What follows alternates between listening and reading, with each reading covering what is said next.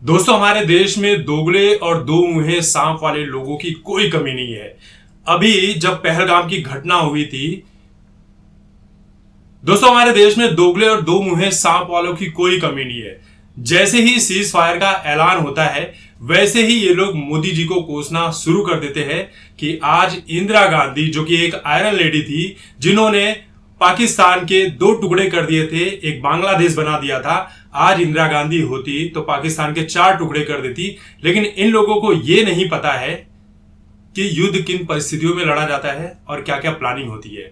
हर कोई आज Indian army का एक्सपर्ट बन के बैठा हुआ है और बहुत बड़ा पॉलिटिशियन अपने आप को समझ रहा है। लेकिन क्या आपको पता है कि इंदिरा गांधी ने क्या किया था 1971 में?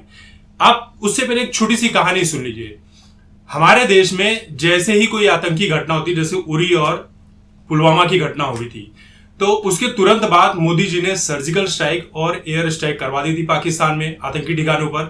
तो हमारे देश के जो विपक्षी दल के नेता हैं और इस देश के तथाकथित इन्फ्लुएंसर्स, जो हमेशा पाकिस्तान की भाषा कहते हैं, जिनके वाक्यों को आधार बनाकर पाकिस्तान यूएन में सबूत दिखाता है कि देखो इंडिया के लोग क्या कह रहे हैं, इंडियन गवर्नमेंट ही आतंकवाद फैला रही है, तो ये लोग ना सारा क्रेडिट इंडियन आर्मी को देते हैं। बिल्कुल दिया जाना चाहिए, इंडियन आर्मी ही जाकर लड़ती है, लेकिन उसके लिए मोदी जी को क्रेडिट नहीं देते। लेकिन 1971 में जो युद्ध हुआ था, क्या इंदिरा गांधी बॉर्डर पर लड़ने गई थी? वो तो नहीं गई थी। उस चीज के लिए तुम इंदिरा गांधी को क्रेडिट देते हो कि पाकिस्तान के दो फाड़ कर दिए थे, लेकिन जैसे ही मोदी जी को क्रेडिट देने की बात आती है, इनकी सिटी पिटी गुम हो जाती है। अगर इतना ही क्रेडिट देने का शौक है तो 26/11 हमले के बाद कांग्रेस क्यों शांति? इतने बम धमाके होते थे, क्यों शांति? एटलीस्ट कुछ होता है तो मोदी जी एक्शन लेना तो जानते हैं, अपने सैनिकों के हाथ बंद करके रखना तो नहीं जानते। अब आप सोचिए कि 1971 के लिए जो ये इंदिरा गांधी जी की तारीफ करते हैं, मानता हूं आयरन लेडी थी, लेकिन कहानी सुनिए कि 93,000 जो सैनिक थे, उसमें से 12,000 वहां के नागरिक थे पाकिस्तान के, और 81,000 जो थे वहां की आर्मी थी, जिन्होंने सरेंडर कर दिया था। और हमारी सेना जो है ये पाकिस्तान में भीतर तक घुस गई थी, लाहौर तक पहुंच गई थी, और वहां से तस्वीरें आज तक वायरल है। लेकिन ये जो पाकिस्तान के दो फाड़ किए, इसमें भारत का क्या लाभ हुआ? तुमने दे दिया, बांग्लादेश बना दिया। बांग्लादेश बनाने की जरूरत क्या थी? उसे भारत में मिला लेते तो आज वो चिकन नेक वाला जो प्रॉब्लम चल रहा है ना, वो सॉल्व हो जाता। आज बांग्लादेश भारत का हिस्सा होता है कि नहीं? लेकिन तुमने दे दिया उठाकर, अलग से बांग्लादेश बना दिया। कौन सा महान काम किया? अगर उसे ले लेते इंडिया में तो ये भारत के लिए बेहतरीन होता। आज बॉर्डर और मजबूत होते, जो बांग्लादेश के उधर भी सैनिक लगाने पड़े ना, वो नहीं होता। फिर उसके बाद शिमला समझौता हुआ। इंदिरा गांधी ने शिमला समझौता तो कर लिया, पाकिस्तान के 81,000 सैनिक और 12,000 नागरिकों को पाकिस्तान को सौंप दिया। लेकिन क्या आपको पता है कि हमारे देश के 54 सैनिक, 54 लापता सैनिक जो पाकिस्तान गए थे शिमला समझौते के बाद, आज तक वो भारत लौटकर नहीं आए। इंदिरा गांधी उनको लाना भूल गई। उनके परिवार वाले कोर्ट में गुहार लगाते रहे, इंटरनेशनल लेवल पर जाकर, यूएन तक जाकर उन्होंने गुहार लगाई कि इनके परिवार वालों को भारत को सौंप दिया जाए।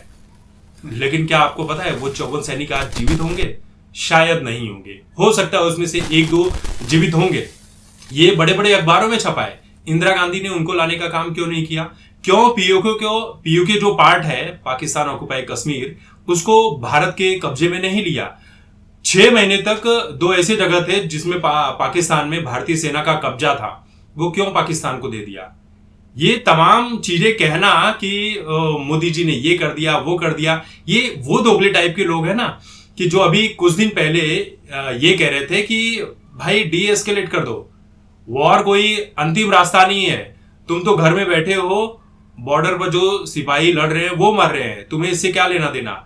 अब जब सीज फायर हो गया तो ये कह रहे हैं कि मोदी जी डर गए, मोदी जी ने तो कुछ किया ही नहीं, जो करना चाहिए था वो नहीं किया। अरे भाई, अरे बेवकूफो, जो इंडियन आर्मी ने पाकिस्तान के इतने एयरबेस उड़ाए, हथियारों का जखीरा नष्ट किया, इतना नुकसान करवाया, जितने टेररिस्ट कैंप थे ऑपरेशन सिंदूर के नाम से, उन सभी को नष्ट करवाया, क्या ये चीजें कम है? किन परिस्थितियों में वो सारी चीजें हुई है। और सीज फायर का मतलब ये नहीं है कि आगे पाकिस्तान कोई गलती नहीं करेगा, बिल्कुल करेगा और भारत उसका जवाब भी देगा। ये मोबाइल के सामने बैठकर 25-50 लाख फॉलोअर लेकर उनके सामने बड़ी बड़ी बातें करना बड़ा आसान है। अभी बहुत सारे लोग बैठे हुए हैं जो एक तरफ तो ये लोग कहते हैं कि युद्ध क्यों नहीं लड़ रहे, युद्ध क्यों नहीं लड़ रहे, और जब युद्ध लड़ने लगो तो यही लोग टांग खींचने लगते हैं, यही लोग बड़ी बड़ी बातें करने लगते हैं। तो हमारे देश में ऐसे दोगले दो मुंहे सांप वाले देशद्रोही बहुत ज्यादा भरे हुए हैं। तो हमें तो यार अपने लीडरशिप के ऊपर भरोसा है कि पाकिस्तान जब जब आंख उठाता है, चाहे वो पुलवामा की घटना हो, या पुलवामा से याद आया, ये जो मोदी जी से पूछ रहे हैं ना कि पुलवामा में आरडीएक्स कहां से आया था, इन बेवकूफों को जाकर वो वीडियो देखना चाहिए जहां पर पाकिस्तान खुद ही एक्सेप्ट कर रहा है कि हमने पुलवामा का घटना बड़े ही सुनियोजित तरीके से करवाया और इसमें हम सफल भी हुए। अब इन बेवकूफों को जाकर वो वीडियो देखना चाहिए, लेकिन ये नहीं मानेंगे, उसमें भी कुछ ना कुछ निकाल देंगे। तो ये इस टाइप के दोगले लोग हैं।